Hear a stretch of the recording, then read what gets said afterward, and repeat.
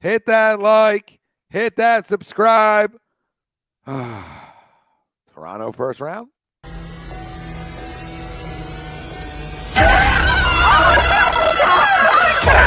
Let's go.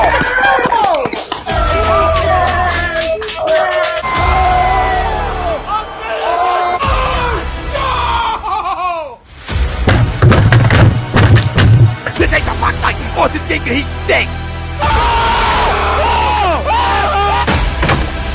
Oh shit! It's gone.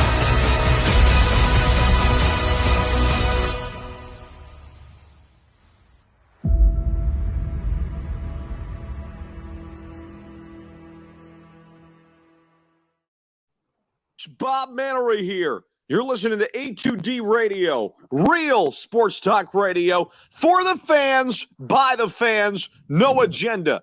These guys are the best in the business. Hashtag it. No notes.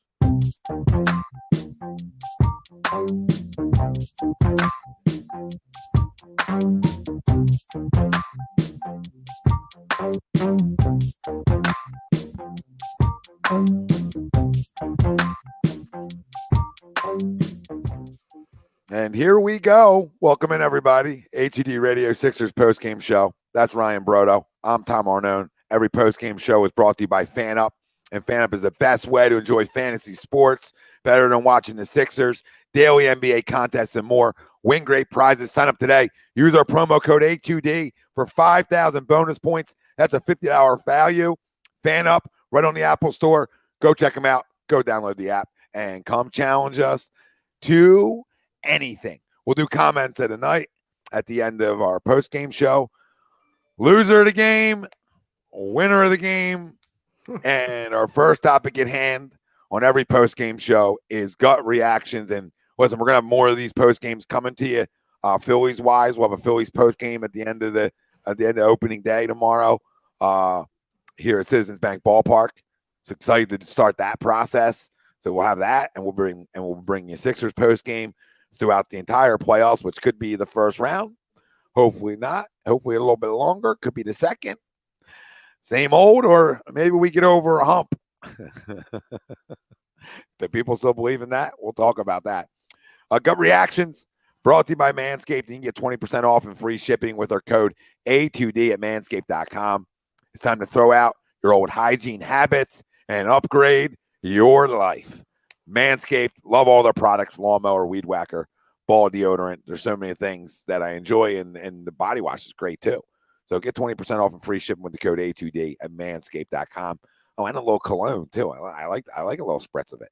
I like a little spritz of their cologne. It's solid. I'm trying to talk about things that are better than again what I watched tonight. Mm-hmm. My gut reactions, Ryan. Mm-hmm. I messaged you about 3 weeks ago, and probably the only person I messaged this to, and said, I don't know if this guy can play anymore. And that guy was James Harden. Now, I've came on the airways, and I've told people I'm willing to wait to the postseason to see, right? To see. And not making excuses, just I'll wait. I'll hold out judgment. I'm still going to hold out that judgment. But my eyes, I feel like never lied to me watching something. Like I think a lot of people agree with that in their own eyeballs, right? And I agree with it with mine. So, like, they haven't lied to me. I don't know. That three ball, that step back three, which is we've seen on Sports Center nightly through his career, okay? That step back three. He shot one late in the fourth quarter that literally landed in the U.S. And they're in Canada. It landed in the U.S. That's how bad he missed that shot.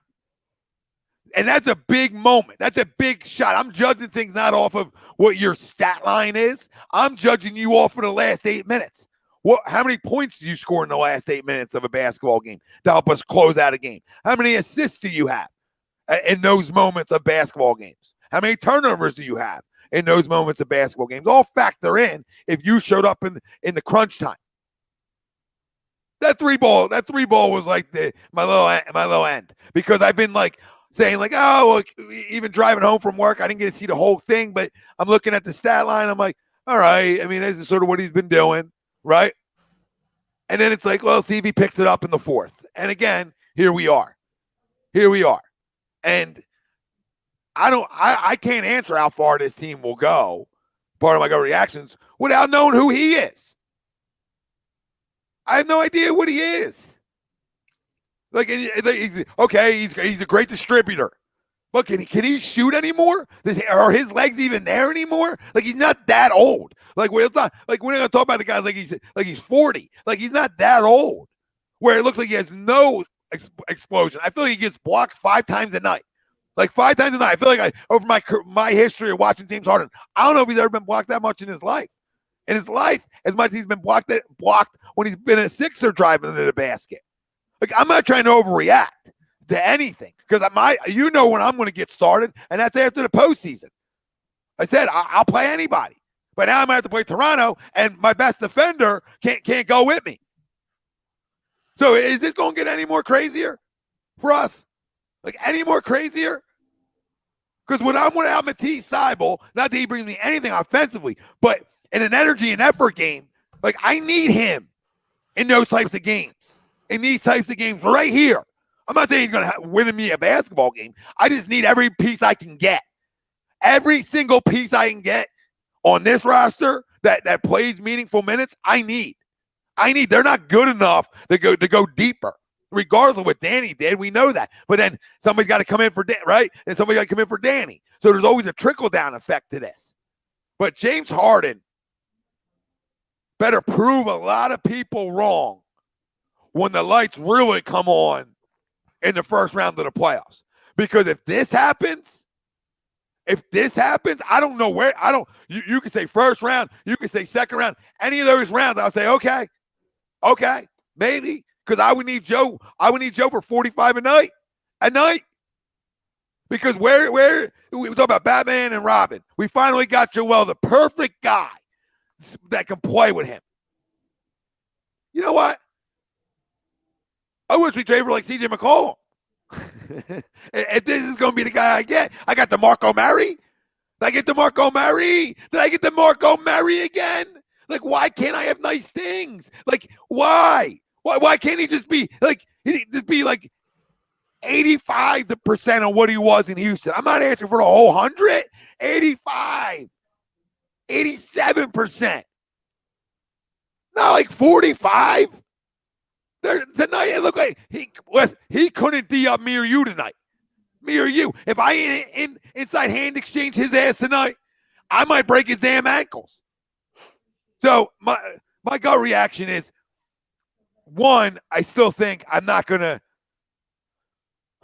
taking a step back, I'm still not going to run from where I believe this team has the capabilities of going, right? I'm not going to run from that through all my rant and raving about Harden.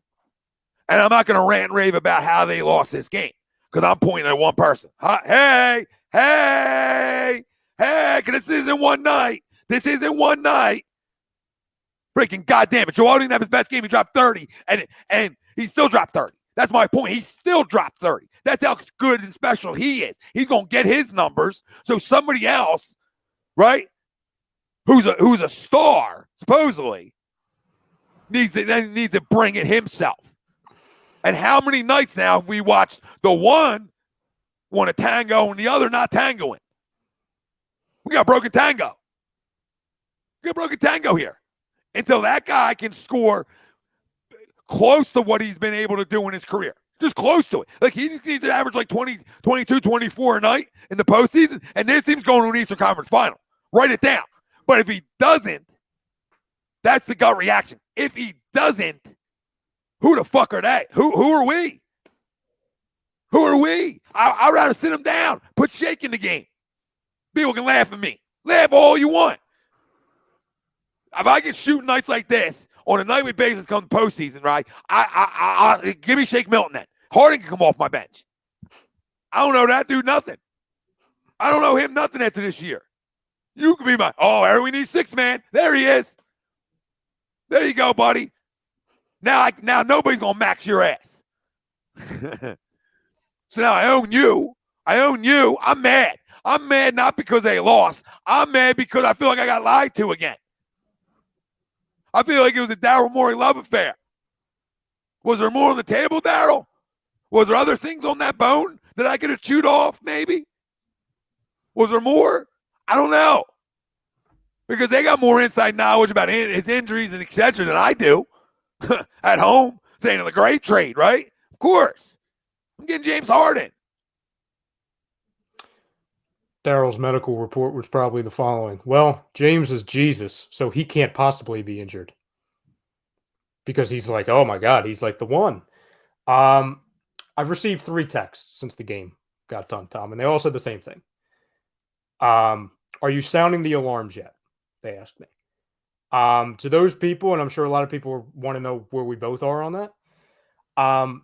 Like in a public establishment, a school, restaurant, how like the fire alarm, it's behind like a plate of glass, right? Plate of glass. And you got to get the axe and you got to break the glass to get to the alarm.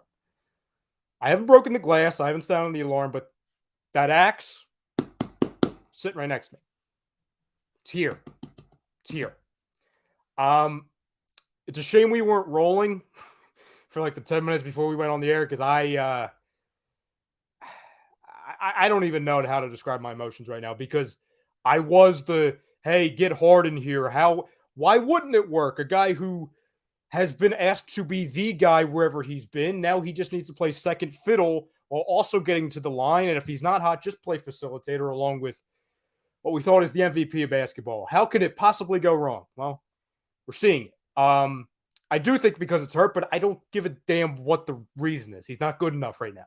He's not. And if he's not good enough, I need Tobias Harris to be good enough. And he somehow was trying to be just as bad as James Harden tonight because I said to Tom, I saw 3 times alone in the first half where he pulled a Cam Newton 2015 Super Bowl where the ball was lost and he didn't even try to get it back off of his own turnovers.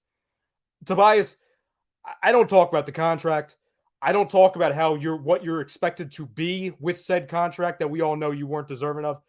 If you're not going to do that and play like a Max type guy, at least give the effort like a Max type guy. What I saw out of you with the constant mistakes, you being flat-footed on defense once again, both off of rebounds, both on the perimeter, not going for loose balls, missing 4 layups again. Again, we could do the entire show on you, but unfortunately, you're the third fiddle. Tyrese Maxey, he's like Steph Curry once again in the first quarter. He picks up right where he left off, and then all of a sudden, whether it's Doc, I don't really care who it is, somebody on the Sixers thought it was a bright idea. Hey, this guy is hot, so let's just not go to him. Let's draw up plays for ISO Joel Embiid when he's being triple teamed, George Niang, and Tobias Harris, who's ice cold. But I guess that's an improvement because at least in the first half, they were running plays. I saw maybe 2 possessions that entire third quarter where they were running an actual play. Their possessions in that third quarter and a lot in the fourth quarter where before even they put up a bad shot, I didn't even know what the result of the possession was. I said to myself, what the hell is the point of that? Where are they going with it? And that was before I saw the result. Again, I could talk about one singular thing, but it's, what did I say to you, Tom, a million times before we went on? It's the same friggin' thing again and again and again. And I'm not just talking about when we play the Raptors, who are like the anti-Sixers. You were without 2 of arguably their top 3 best players tonight. They were in street clothes. And they do that to you? That's the weakest version of them you're possibly going to see, especially if we have to see them in the playoffs. So that team, at least on paper, is only getting better. Only getting better. You let Precious Achiuwa? How many uncontested shots go off like he's friggin' Klay Thompson?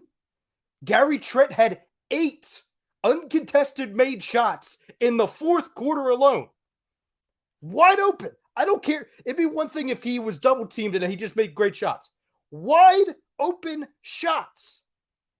And then don't even get me started with Pascal Siakam just dominating Joel Embiid.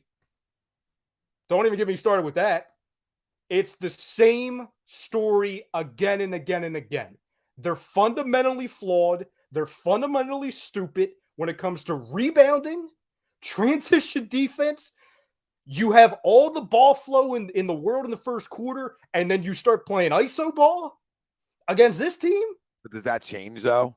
Like, I mean, like some of the mental side of being on, it could be different come the postseason too.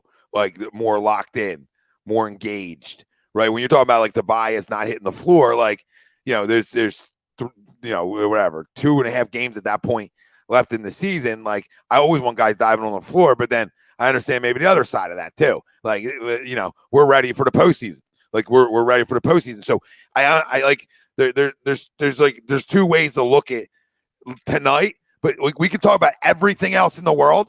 And I hate to be a dickhead to anything tonight, but like, it doesn't matter if this guy's going to continuously go 3 for 12. Nothing else matters. Nothing else. Literally nothing. Because if he wasn't going 3 for 12 and he was a guy that we thought we were getting, right? Then the rest of all that stuff is made up for. That's the difference. That's the difference, right? When you're talking about 3 max money guys and your second guy is now so important.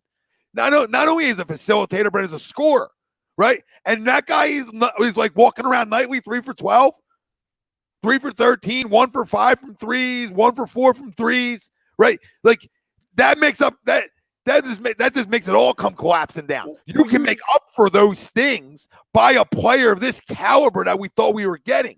Well, what did we talk about on Tuesday though, Tom? Like, I don't disagree with you at all. Okay, like obviously front and center of the blame and most concerning thing is Harden. So like that's not my point.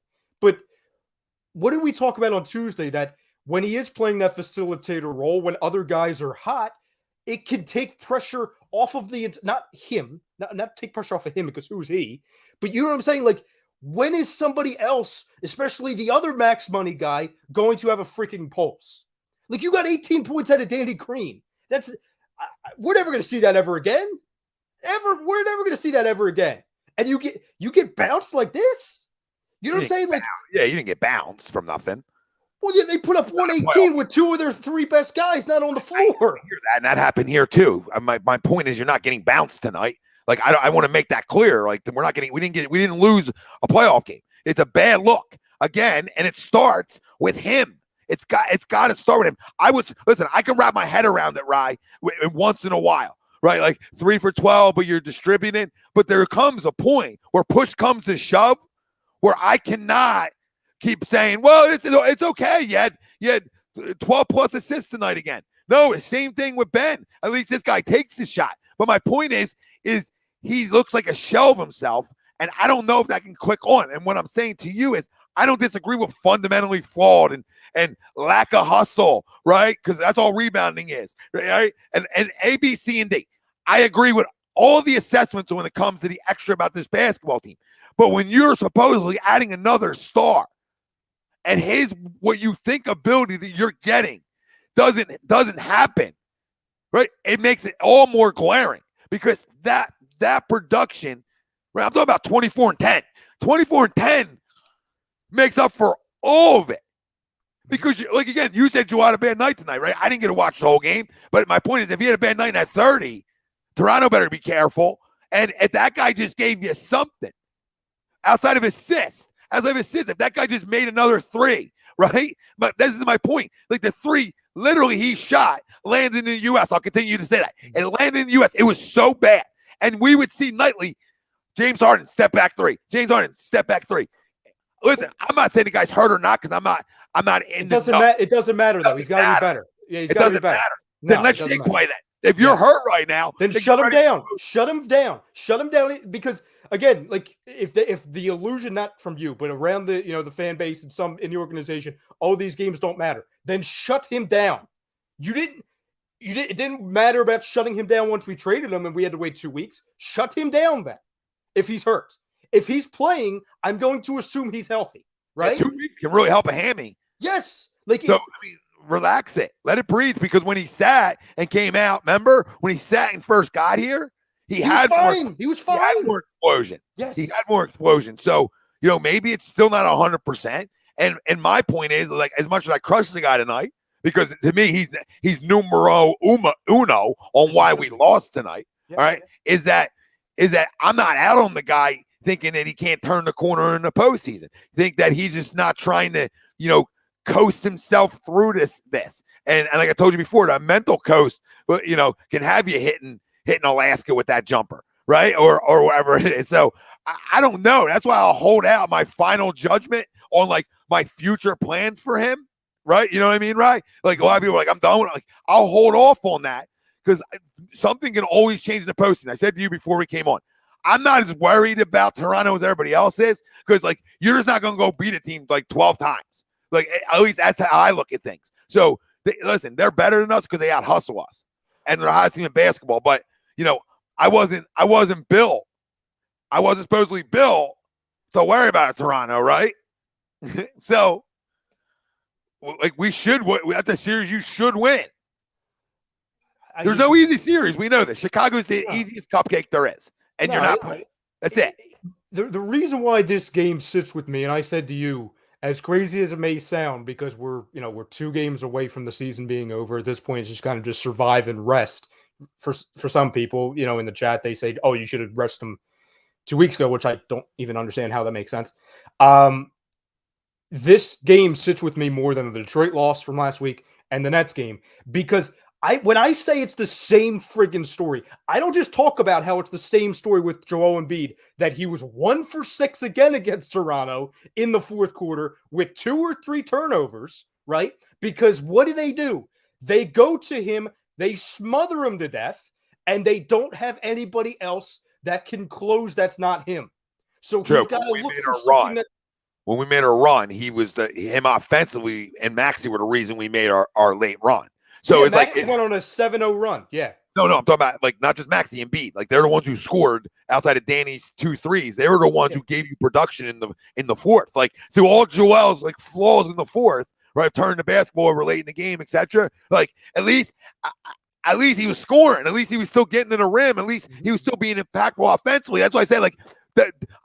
You bringing that to the table can make you overlook things. The fact that this guy's not scoring is making every other thing look worse. Oh, no, that's my point. That's the part of this. When I bring up the Joel Embiid thing, that's not to say that he was awful or anything. It's that they are going to give if everyone in the building knows, and we who are sitting here, we're not in Canada. I'm pretty sure we're in the United States, just like where James Harden 3-point shot landed. Like if we know they're just going to go to Joel Embiid in the fourth quarter, if we know that, and we know that Harden's ice cold, Tobias Harris is ice cold. Tyrese Maxey is okay. He's hot, but then they're going to just go after him. What else is it? So that's why it's like it really puts the microscope on James Harden because, bro, if you're playing them in a 7-game series, this is exactly what we talked about on Tuesday. You're going to know exactly what James Harden is because their game plan, the Toronto Raptors, are 2 things. We're going to clearly outwork you, and we're going to smother Joel Embiid to death. If he gets 30, awesome. Awesome, because he's a monster. But he's going to have 5 turnovers, and he's going to go ice cold because we're going to open the floodgates on him. It's beyond me. It's the same old story about how when there's an effort team on the other side of the court that actually does know how to close out and rebound with even much less talent, look at us. Can't close out another win. And that's why I worry about how it translates to the playoffs, because when does that like switch flip? When it's like, oh, it's the playoffs, we got to play like grown-ups now. When all that's going to happen is they're going to get 2 of their best 3 players back. They're getting stronger. The only thing I say about Fred, the Fred stance. So, my Freddie stance. Like I think Freddie can shoot you out of games as much as he can shoot you in them. So, I mean, that's what makes their offense a little bit different. I think their offense almost runs smoother the 2 times we saw them without him, right? Because like everybody wants to get the other guy involved. They really play for the extra pass. And they're a bunch of guys that are 1-2 guys. And that's why they rebound the shit out of the basketball with that unit in compared to when he plays. Like when he plays, they get a little smaller for once. I mean, I feel like they're walking around a bunch of 6'8" guys. At least when he plays, I got a little mouse in the house somewhere. My goodness gracious. I mean, their whole like everybody on their roster, I feel like 6'7". Their tallest guy is freaking Boucher, but he weighs the same amount as me, so he can't play center. mean, Gary Trent Jr. was their smallest guy on the court tonight at the end of that game. So, I mean, they're big. They're big. They're physical. They want to rebound, and they're going to be a tough out in the postseason. And my only saving grace is I do think we're still good through the ups and downs. But it's going to be a really interesting series if we do play Toronto. It's going to be an interesting series because I mean we can, I don't even think we need to even get to any winners tonight, and loser we pretty much already got to. So it can just be comments and what we think about having to play Toronto. I mean, if you're really breaking it down, right, Rye? I said this to you right there. Yeah, I mean, I said this to you before we went on. Like, by no means, like, I'm pissed. Obviously, I'm not there yet where I'm going to say, oh, we're destined to lose in the first round. We're going to lose in 6 or 7 to Toronto. I have no idea. Nobody has any freaking idea. But what I'm saying is, I heard all throughout the day today, both before and after the game, oh, this game doesn't mean anything. That's BS. That's complete BS. It absolutely means something. If it didn't mean anything, don't play anybody. Like I don't buy into that. Oh, this game means nothing.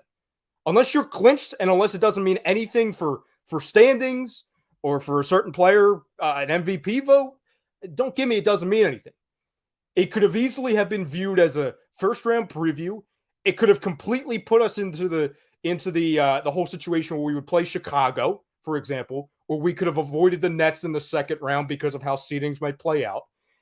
But we are on a crash course now to where, okay, it's either going to be Toronto or I don't even like I think the other team would be, I think it's actually Toronto. I think it's Toronto and that's basically it. I don't know another team that could play their way into it. So they could have controlled their own destiny. And you just do the same thing as usual when you fall asleep at the wheel. I'm sorry, I just can't get past the you stop running plays thing. Like, I don't know how that's like even, that's a fireable offense. I don't care if you're playing the Magic. How do you stop running friggin' plays? Like, have we seen that? Yeah, I do, sadly, around this freaking league. You watch it enough too. I mean, I've seen it, but it's usually teams like Sacramento, Orlando, and teams that suck, not teams that are supposed to be like contenders that have I just a top 75 guy, a max guy, and an MVP guy. Every team goes through their lulls through games, right? Like I don't even like get into that. I get into like what transpired again in 8 minutes left in the fourth quarter, and it was like the other guy that I need to be. That guy for me isn't showing up then.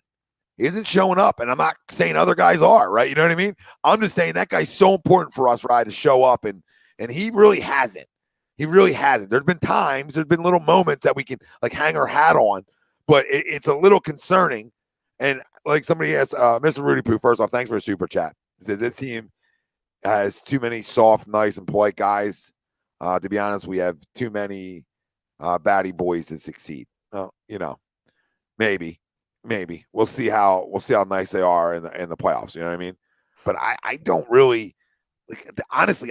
I don't care about playing Toronto. Oh, sorry, there's Bill. I don't care about playing Toronto. Like in reality, like Chicago is good too. I know we own them, right? But we've owned other teams in the playoffs, and then they come and backhand us. So I've witnessed that too. Like I think we might have owned the Hawks last year. I got to go look at it, but I feel like we may have. And then they came and smacked us in the face. So like I don't know.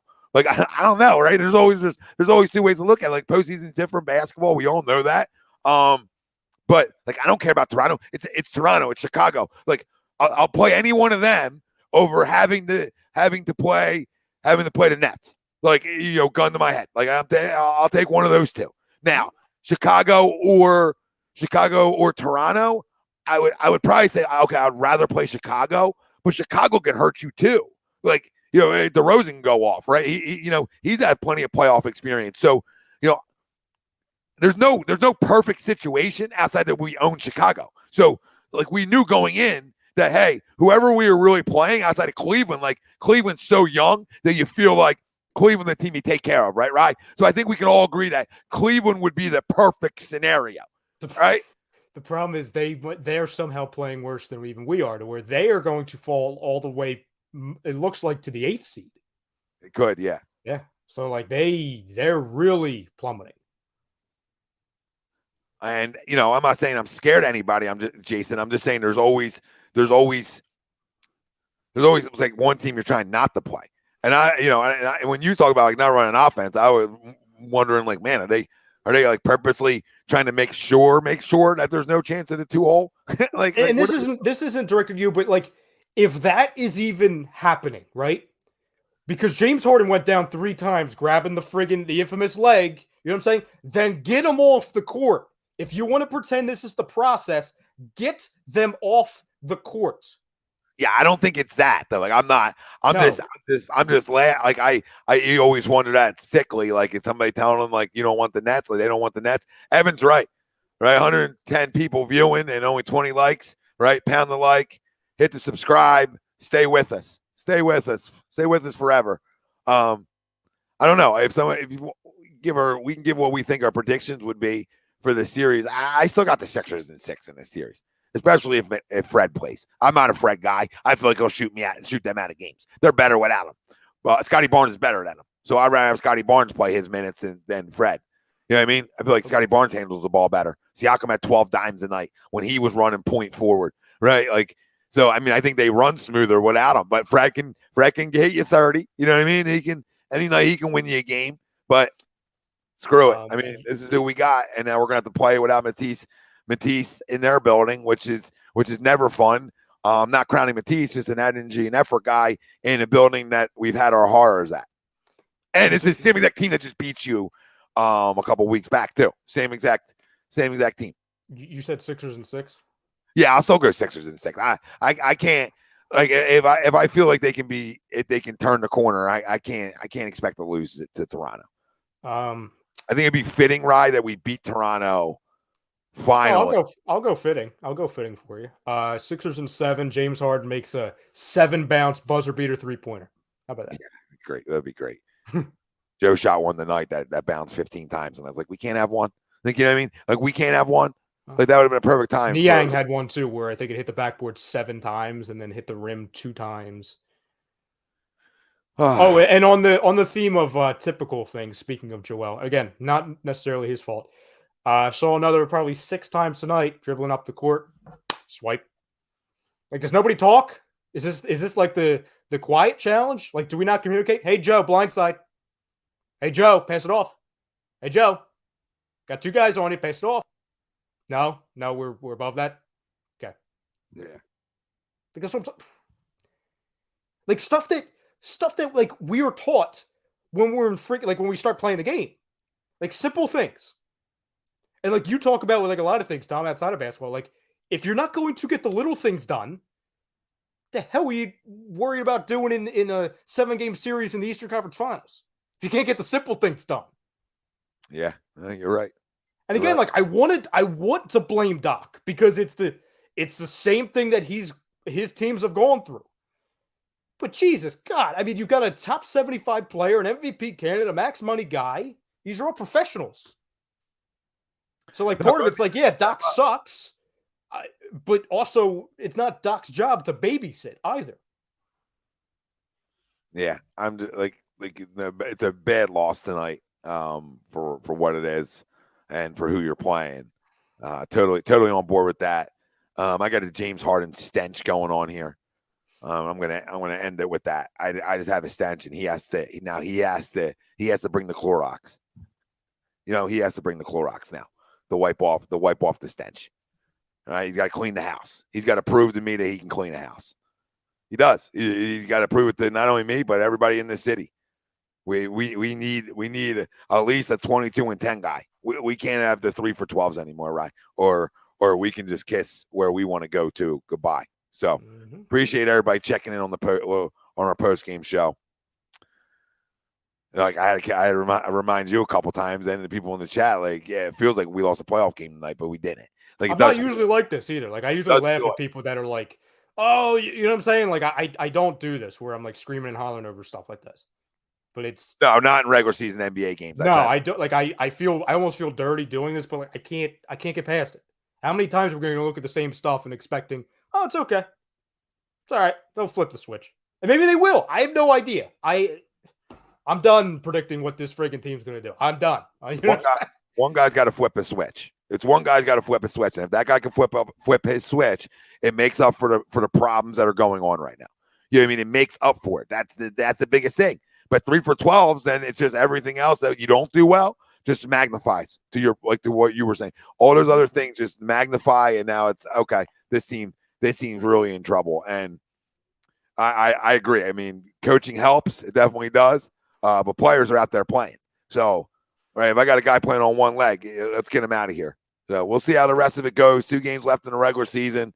Looks like we'll be matching up against Toronto. We appreciate everybody that commented in. Right, everybody who hit the like, everybody who hit the subscribe, the follow. Make sure if you haven't, you do it right now. We got like 16 shows on this platform, and we do post games to everything. So we'll be giving you Phillies post games tomorrow after opening day for our fighting. So excited to get baseball back. Maybe they can bring some positive energy into the city, because this basketball team, as of right now in the regular season, and I guess you can say in the postseason, can't beat Toronto. So we're getting out of here. Every post game was brought to you by FanUp. FanUp is the best way to enjoy fantasy sports, daily NBA contests, and more. Win great prizes. Sign up today. Use promo code A2D for 5,000 bonus points. That's a $50 value. FanUp, right on the Apple Store. Go download it. That's Ryan Brodo. I'm Tom Arnone. Everybody out there, thank you, thank you, thank you. Hit the damn like and subscribe. Do it.